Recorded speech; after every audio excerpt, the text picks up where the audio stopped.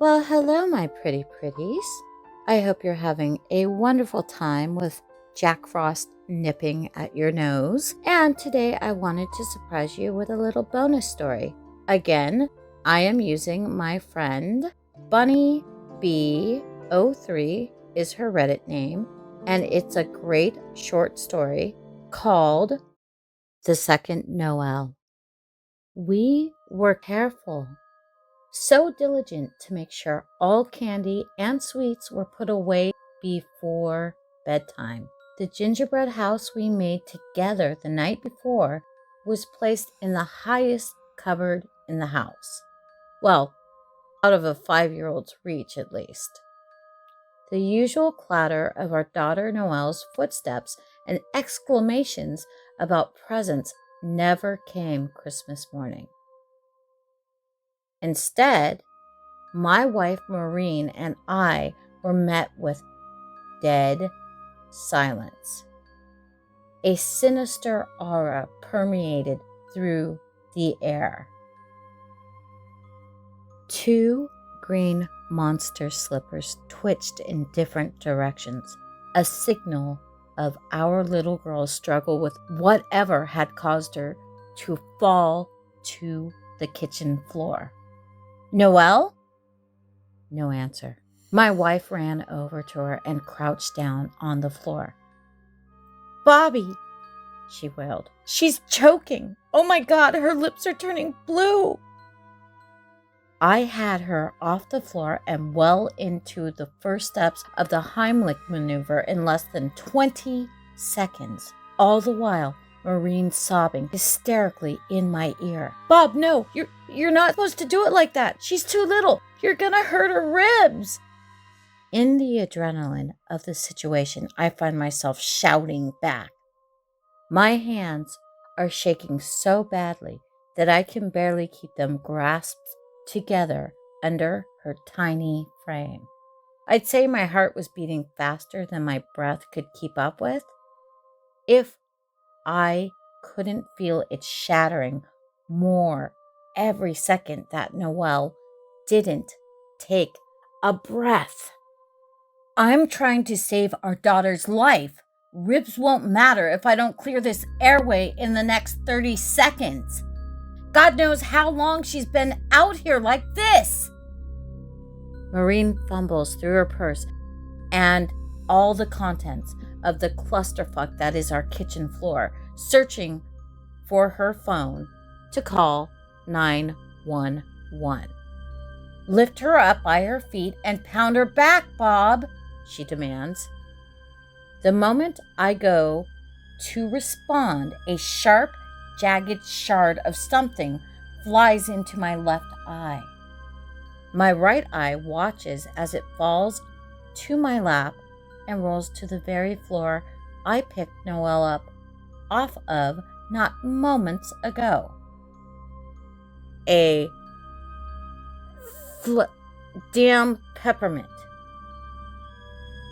Our little girl almost lost her life over a damned peppermint.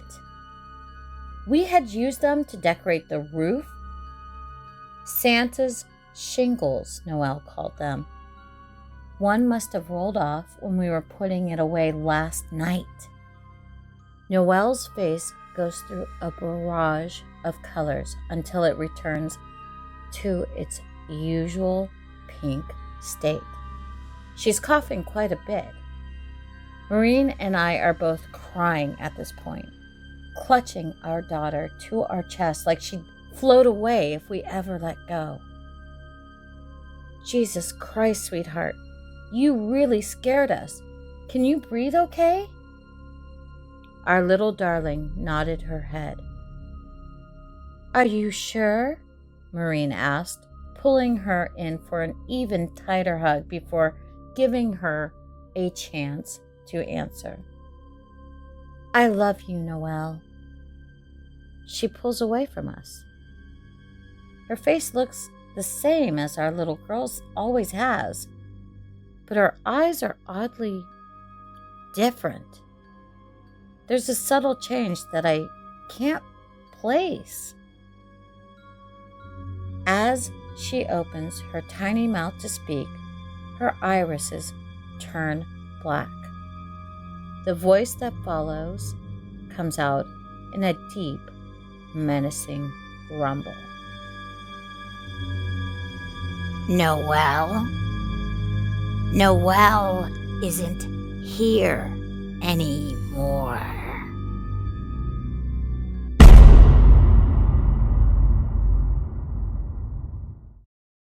And our bonus story is Are You Proud of Me Now, Daddy?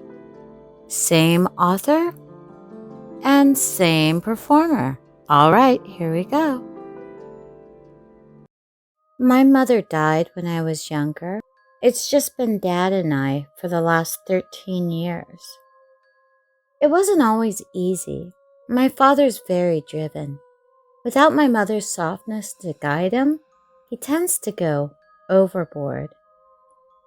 He has one goal in life, for me to become a surgeon. My mother died due to complications during surgery. I guess he thought if I could save a life, it would make up for hers being taken from us. I have no interest in that, though. I've always been an artist. He never understood that. As a child, I would hand him my drawings from school. He'd grunt, take them from me, and absent-mindedly place them on the counter to be forgotten about and eventually thrown away. As my passion grew with age, so did his insistence. 300,000 jobs in the world, and you have to fall in love with the one that doesn't promise you a future or a paycheck. Your mother would have wanted better for you, Mara. That was a crock of shit.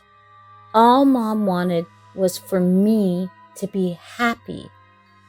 Over the years, though, it really grinds a person down.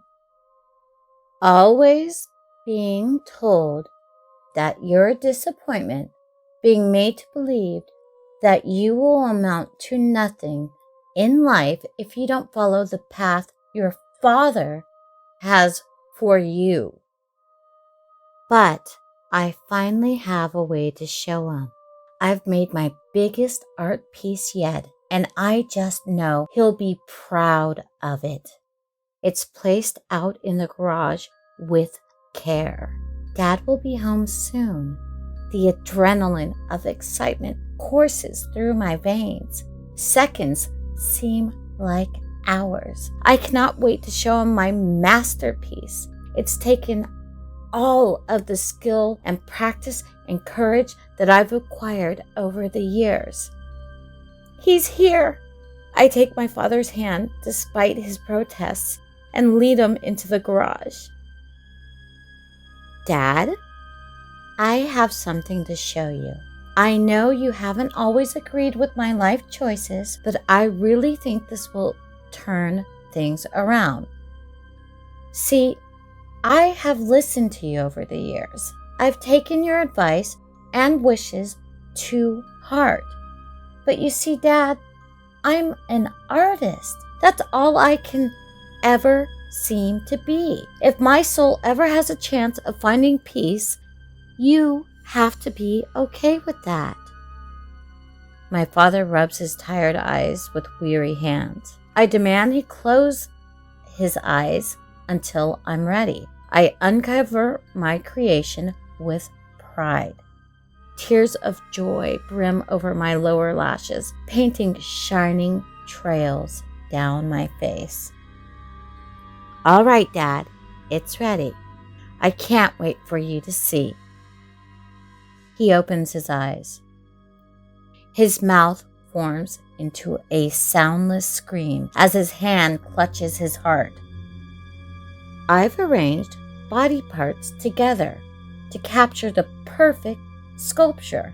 And the best part is, they were all removed with the utmost surgical precision.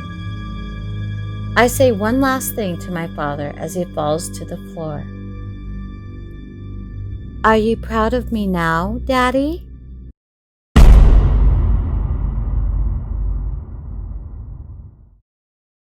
And with that, I hope Jack Frost is done nipping at your nose. You need a little bit left, because it's not always going to be fun to have him there nipping away. All right, I'm being goofy. Yippee-ki-yay, Musey lovers. I hope you have a great holiday, and I'm getting this off to my editor. If I don't see ya, well, I don't see you, but if we don't talk, look out for a huge collab that is going to be featured on Madam Raven's channel and Mr. Creepypasta's channel. They are both hosting it because it's last I understood. So look out for that. I believe it's going to be either New Year's Day or New Year's Eve. Part 1 will be either on Mr. Creepypasta's channel or Madam Raven's channel, but there's going to be 2 parts. Now, things may have changed, but this is the information. I've been itching to tell you this. And ho, ho, ho, Merry Christmas. Now you know I will be amongst many of the very, very talented female horror narrators. And, well, I don't know whose channel I'm going to wind up on, but listen out for me because I have a great story in there. And after it's in the collab, I'll put it on my channel too. I'll have my editors turn it into a proper video. And I wanted to let you know that. And you guys have a great one. And yippee-ki-yay, Musey lovers. Have a great 2020. Bye now.